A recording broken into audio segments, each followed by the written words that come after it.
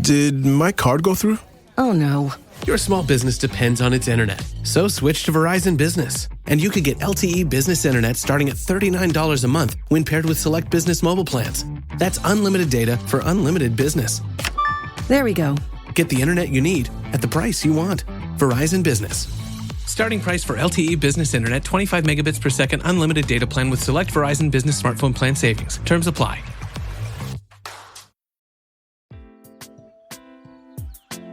Hello and welcome back to the RI Science podcast.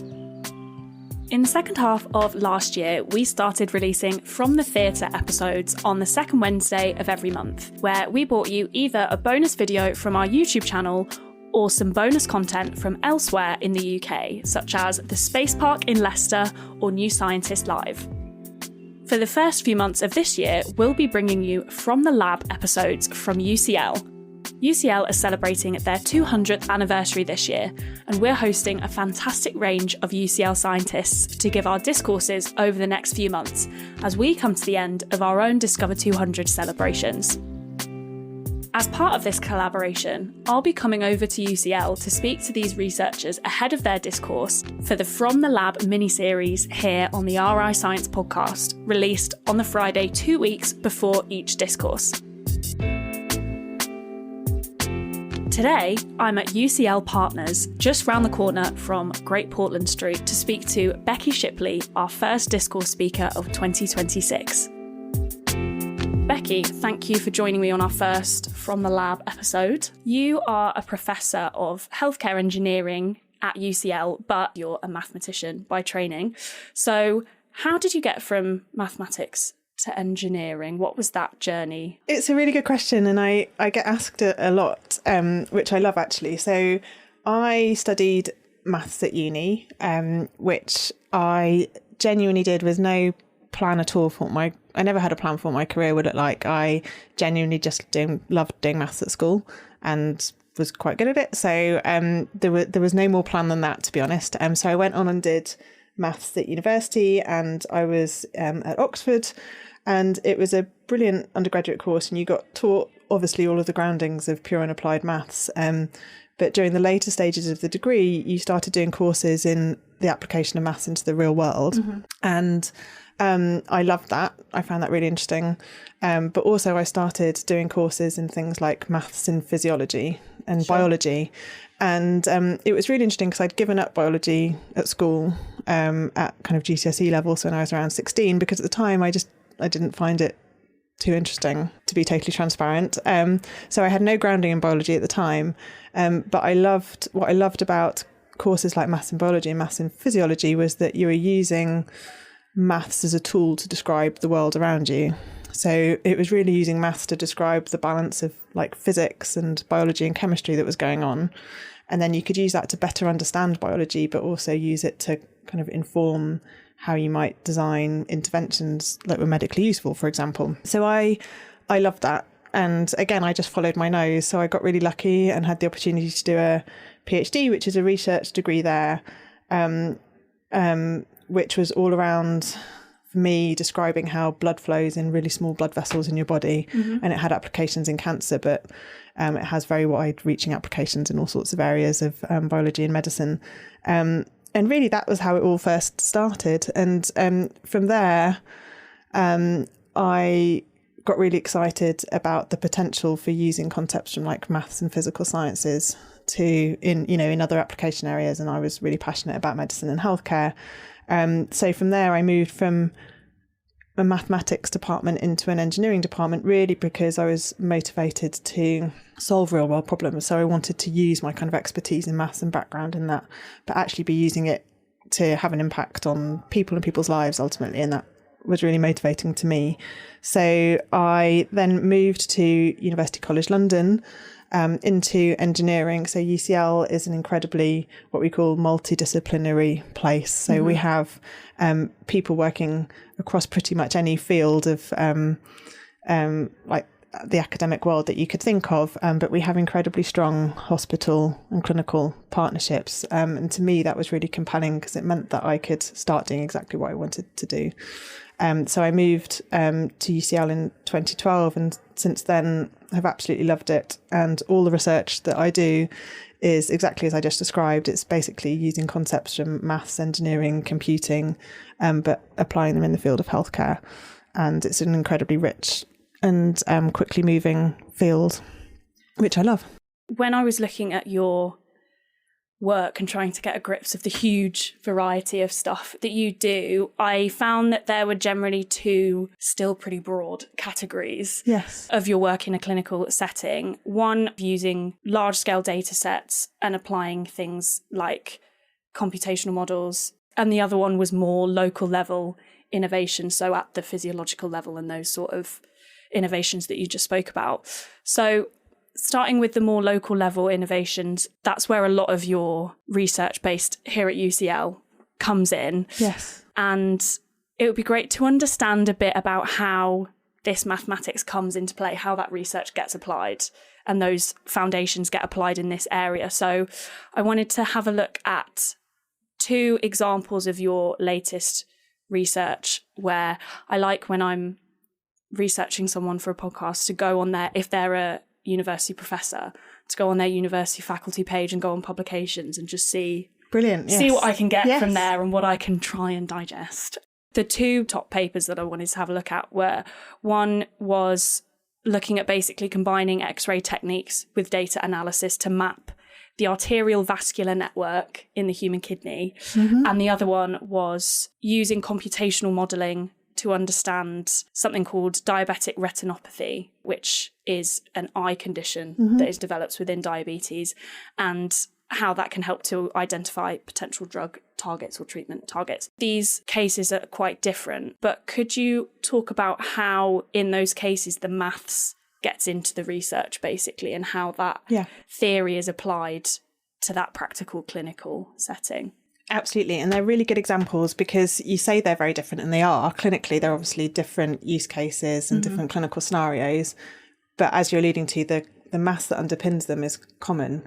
And it actually links back to exactly the work that I started during my PhD. So when you think of your body and, you breathe oxygen in through your lungs, and that gets distributed throughout the body to every cell that needs oxygen to function via your blood vessels. So you have a branching network of blood vessels that goes from really large blood vessels, branches down and down and down, and then connects into a capillary network, which are really small vessels, kind of a fraction of the diameter of a human hair. And it's at that scale where oxygen and other agents and drugs, for example, leave the blood and are transported into the tissue and reach cells. And those capillary network structures they vary from different locations in your body because different tissues in your body have different functions. And they're also often disrupted in pathological scenarios, so when things go wrong. So, for example, blood vessel structures in cancers are very different to healthy blood vessel structures, certainly talking about the capillary scale. And similarly, the two scenarios that you just talked about, like diabetic retinopathy and also certain pathologies of the kidneys, are associated with abnormal blood vessel structures at the capillary scale. So what I'm really interested in is understanding how blood flows in those really small blood vessel networks, and how agents such as oxygen that are transported in the blood then get transported into the tissue, and understanding the correlation between those structures and flow and function of the tissue, but also how you can deliver different types of therapeutics. So what I have done and continue to do is develop mathematical descriptions of blood flow in different network architectures, and how drugs get transported, how oxygen gets transported. And then I work very closely with, for example, imaging scientists, so that we can do that correlation between understanding changes in structure that happen in disease and development, and piggybacking them with the mathematical tools so that we can better understand either certain diseases, like the kind of fundamental process of disease, or we can better design interventions that enable us to treat disease. And so that's the kind of underpinning that frames both of those papers in different ways.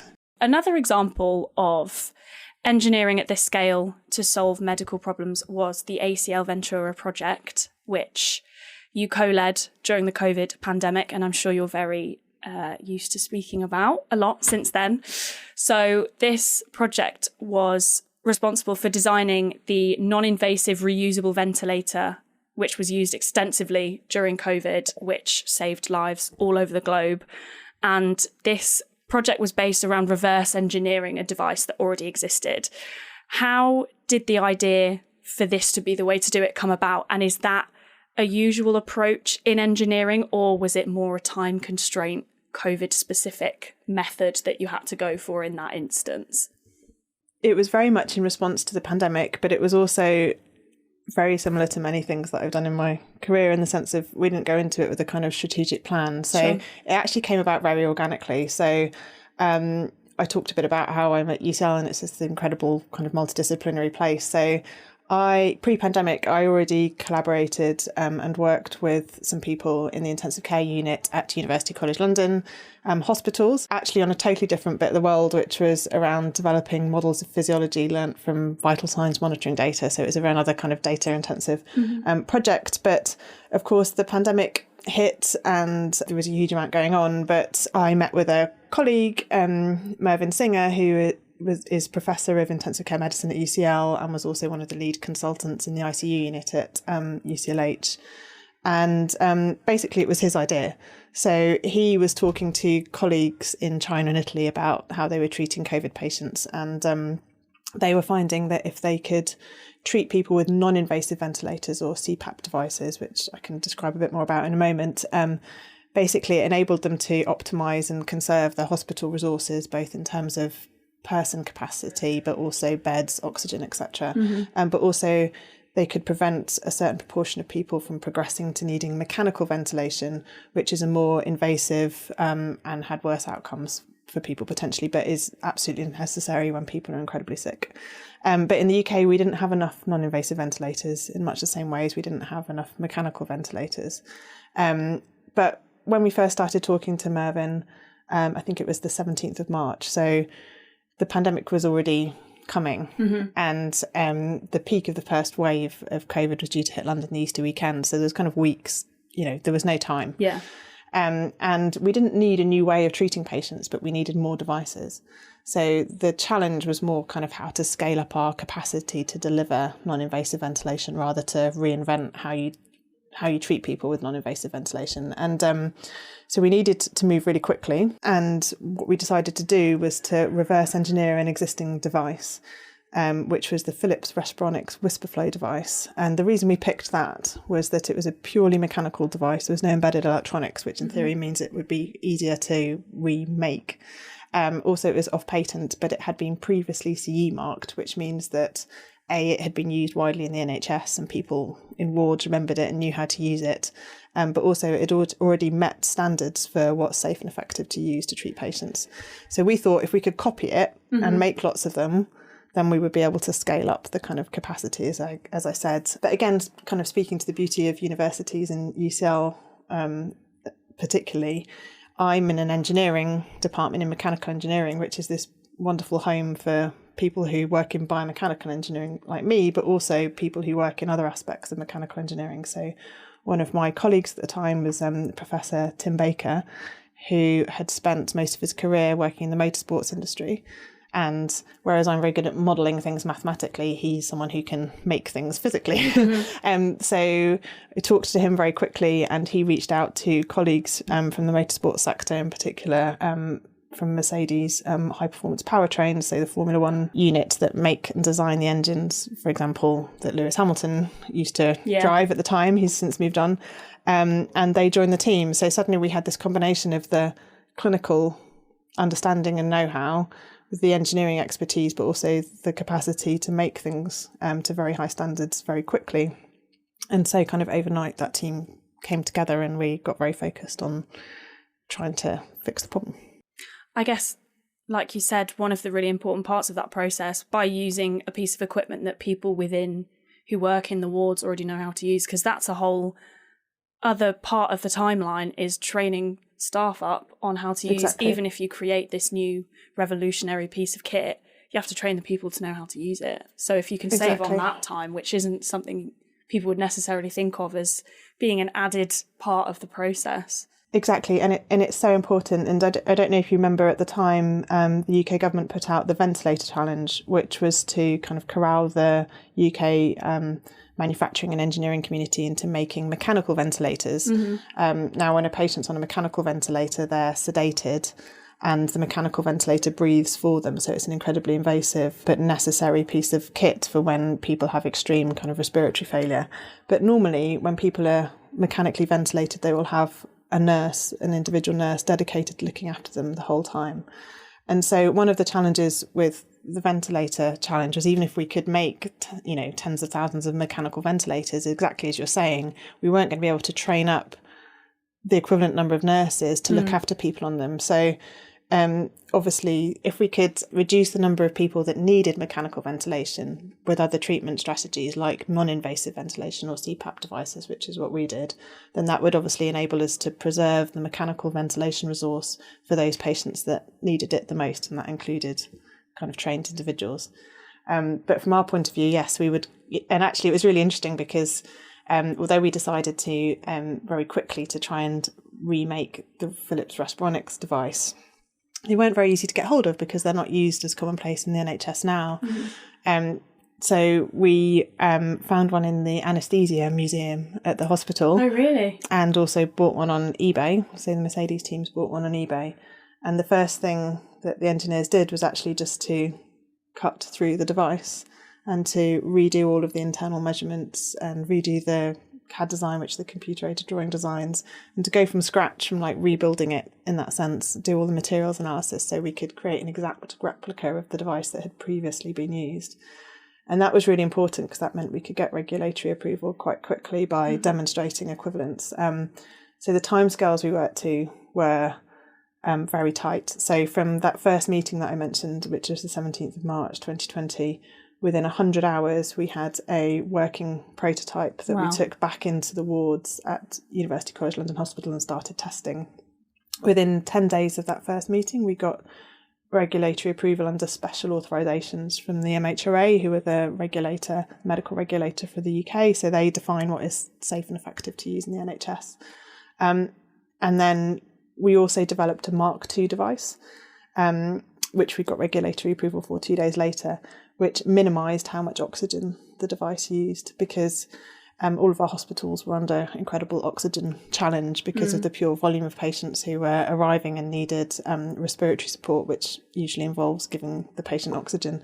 So everything we could do to limit the amount of oxygen that was needed to give the same treatment efficacy to a patient was valuable. So we made a Mark II device, and then they went forward to mass production. So we got a contract from the UK government to make 10,000 of the devices. The Mercedes team stood down, all of their factory was stood down, and they repurposed it entirely to making these devices. So they were making over 1,000 a day at maximum capacity. So by the beginning of April, we had then made 10,000 and started shipping them out to the NHS in line with where they were needed when. I'm hoping for your sake that that's not the usual timescales that you're working to with designing new kit. But have you found that you learnt things through that process that you now implement in your work? A huge amount, and actually it's a really good question because it framed why I subsequently moved to, so I spend half of my time now as a Chief Research Officer at UCL Partners, which is a health innovation organisation. And the work that I do here is all about going from a standing start, from inventing new technology through to deploying it into the NHS. And obviously I learned a lot about that pipeline through the pandemic work. And what we learned in the pandemic, there's many things that we learned. And although I described the timescales, there was a lot of challenge behind the scenes as well. It was far from easy. But I think we learned a lot around innovation coming directly from the workforce in the NHS rather than being done to it. So the reason that the work that we did landed was because it was solving a genuine problem that had come from someone who was experienced at treating these kind of patients, and we developed it very much in lockstep with each other. The engineers were on the wards testing. We were learning from what it meant to actually use these devices in anger. What happens when when a doctor comes off a 12-hour shift and is presented with a new device and has to try and use it. And it's that kind of stuff that makes a difference as to whether an innovation can actually get implemented into the NHS and be used or not. So we learned a lot about being clinically led and making clinicians the innovators. We also learn a lot about maintaining standards around safety and efficacy, but reducing some of the usual kind of red tape and bureaucracy that comes with that. You know, you never normally get an opportunity where you can be testing a new prototype within a hospital within 100 hours or getting regulatory approval in 10 days. But as I said, the safety and efficacy standards were never compromised. And I describe that as the kind of the frictions in the system which actually often inhibit us making rapid progress. And I think we've learned a lot about that. And there's a lot of work to be done to continue to try and minimise that in kind of peacetime, because although we're not currently under a position where we've got a pandemic to respond to, the NHS is under considerable strain, as everyone hears about in the media on a regular basis and experiences as, you know, people who need access to healthcare.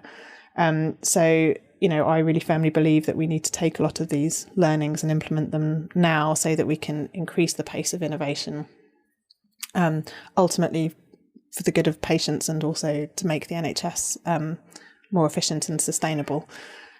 So that very much motivates the work that I'm doing now. And then the final piece of the puzzle that I'm really passionate about is the working across disciplines and sectors. So as I've kind of described, my whole career, all of my work has been cross-disciplinary, and I think that's an incredibly fertile way of problem solving. But the pandemic work also spoke to working across sectors. So, and there's a huge amount more we could do in that space. You know, UK PLC has incredible expertise in engineering, manufacture. You know, we're in a privileged position where we could bring in expertise from the Formula One motorsport sector and automotive sectors and deploy them into healthcare. Mercedes Formula One became a medical manufacturer effectively for these devices. Now that's not always appropriate or the right solution to a problem, but I think a lot of the work, again, that I'm doing now is framed around trying to bring expertise from different sectors together to solve healthcare problems. And that's something that I'm really passionate about too. The other scale of your research, I should say, which I mentioned at the beginning, is more large scale data sets and applying mathematical models, machine learning, those sorts of things to data rather than the nitty gritty redesigning of kind of hands-on tech, if you like. Yes. And you're the co-lead of Chimera, which is, let me get this right, the Collaborative Healthcare Innovation through Mathematics, Engineering and AI Centre based out of UCL. And this centre is using machine learning specifically to analyse a huge amount of unused intensive care data to improve clinical approaches and outcomes for patients in critical care. So like you said, we're in kind of a bubble in this area of London where you've got UCLH, you've got Great Ormond Street down the road, you've got this hub of healthcare settings and therefore healthcare innovation, I guess. Where we are now, we're in UCL Partners now, which is a very cool building. We're in a little phone booth doing this recording, which is fun. So this data that's being analysed in Chimera, as it's unused, what is unused data in a clinical setting, and why is it unused? How is it different to the data like blood pressure measurements or things like that that do get implemented? How does it vary from that? Again, really excellent questions. And actually, this is the project that I talked about that kind of framed why I was already working with the intensive care teams pre-pandemic. So, I mean, hopefully not many of the listeners are familiar with this, but if you're in an intensive care unit, you're obviously very sick and you're heavily monitored. So you'll continuously have probes and sensors on you that are monitoring things like your respiration rate, so how quickly you breathe, your temperature, your blood oxygen saturations, et cetera, and they're called your vital signs. And they're continuously monitored using machines, and we call them machine data. And there'll be a whole set of monitors that are kind of above you when you're in a intensive care bay that, you know, a consultant or a doctor or a nurse will walk in and they'll see all of those measures and they'll make decisions about treatment or how you're progressing or whether you need more diagnostics, etc. But those are all kind of measures of that patient's physiology, so how their body is working or isn't working, and can give subtle cues as to how they're responding to a particular therapy, or if they're showing early warning signs of deteriorating and might need an intervention. And all patients in an intensive care unit are routinely monitored in this way in the NHS. And these data are often stored by the hospital systems, the hospital electronic health record systems. So they're used by clinicians to make kind of snapshot decisions about a patient's care when they walk into the bay and see the suite of monitors, but the whole depth of the history of that patient's data aren't used to make those clinical decisions, if that makes sense. Yeah. And I found that incredibly interesting and compelling because again, speaking to the kind of strength of UCL and our hospital partnerships, we're in a position where, we work with intensive care specialists at University College London, which is for adults, and Great Ormond Street, which is for kids. And if we could pull together those data assets, we had the opportunity to kind of better understand physiology, human physiology, but also understand interventions. And when you look at it, what was really interesting is that, over time, people who work in maths and physiology have developed models of physiology, but those models have traditionally been kind of based from experiments that were done on animals, so like rats and pigs, and often, from 100 years ago. Yeah. And they haven't been updated in line with actual patient or human data necessarily. And that seemed like a really rich opportunity, and that kind of basically framed this grant. So what we did was set up all of the kind of data ethics so that we could get access to these patient data sources, all anonymised and safely with the appropriate ethics in place. And then we kind of unleashed teams of machine learning experts, statistical learning experts, physiology modelers, so that we could effectively learn from those data sources more up-to-date models of human physiology, both in health and disease. And that's an incredibly rich modelling problem. And then we're now starting to use those models against specific kind of clinical use cases. So, for example, again, working with UCLH, we now have a project where patients who are having CAR T-cell therapy, which is an immunotherapy for cancer patients, are now, we're testing out monitoring them using these kind of monitoring signals and using the kind of models that we've built through the Chimera Hub to understand whether we can spot signs of a patient deteriorating in advance of them actually deteriorating, so that there's opportunity, in theory, to intervene and maybe prevent that or kind of alter the course of their journey through therapy and their stay at the hospital. So it's really exciting. But of course, we're not the only ones working on it. This is actually a very rich area of research in general because we're in a world now where patients and people in general are being increasingly monitored, whether that's in hospital or people are wearing Fitbits or Apple Watches. So the kind of volume of data that give clues as to a patient's kind of health and disease are becoming incredibly rich. And so there's huge opportunity for the kind of approaches that I find really interesting and exciting, like machine learning, computing, maths, etc., to be a tool to kind of unpick what those data mean and to be able to direct, either healthcare interventions or lifestyle interventions or just kind of better understanding of physiology. So are these models being implemented in real time? Could you have, for example, a patient in intensive care whose data has fed into the model, and could they then benefit from the model in their clinical outcome if they're then experiencing something that the model can then address? Could they benefit from their own data's contribution? Is it that's the goal? Circle? So we're not quite there yet, but we're progressing towards that point. So of course, when you build these models, it's incredibly important that they're very well tested and validated before you use them to make a clinical decision for a patient. And effectively, we're starting to move through that process for some specific kind of clinical use cases, a bit like the CAR T-cell therapy example that I talked about. So we're at the point where we've done a lot of work developing sets of models, and there's more that we can do there. And then we're also starting to direct them and test them in specific clinical use cases. So deterioration is a very good one. The CAR T-cell cancer patient scenario is another one, and there's others we're exploring too. But the goal is to continue to develop them to a point where they can effectively be running live alongside the monitors in an intensive care unit and provide another stream of information to a clinician that helps direct decision making.